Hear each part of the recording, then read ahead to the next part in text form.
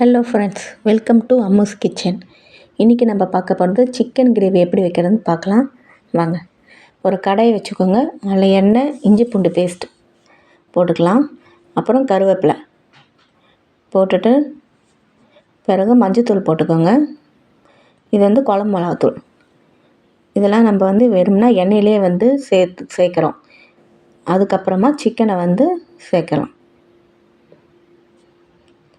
Chicken போட்டுட்டு கல் உப்பு போட்டுக்கோங்க. இதில் போட்டு நல்லா மிக்ஸ் பண்ணிக்கோங்க. இந்த மெத்தடில் கிரேவி கண்டிப்பாக பண்ணியிருக்க மாட்டீங்க. இந்த மெத்தடில் பண்ணி பாருங்கள், ரொம்ப டேஸ்ட்டாக இருக்கும்.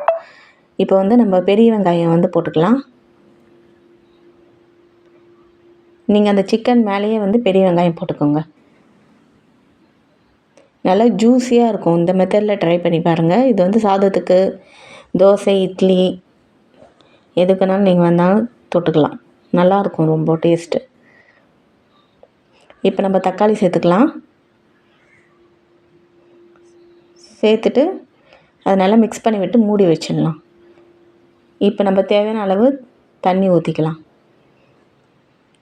நம்ம இது கிரேவி தான் பண்ண போகிறோம். அதனால் கொஞ்சமாக தண்ணி ஊற்றி அது வேகிறதுக்கான தண்ணியை மட்டும் நம்ம ஊற்றிக்கலாம்.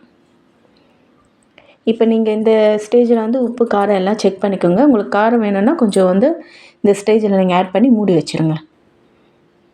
அவ்வளோதான் ஃப்ரெண்ட்ஸ், சிக்கன் கிரேவி ரெடி. இந்த வீடியோ உங்களுக்கு பிடிச்சிருந்தா லைக் பண்ணுங்கள், ஷேர் பண்ணுங்கள், சப்ஸ்கிரைப் பண்ணுங்கள். அப்போ தான் நான் இன்னொரு வீடியோ போடும்போது உங்களுக்கு நோட்டிஃபிகேஷன் வரும். தேங்க்யூ ஃபார் வாட்சிங்.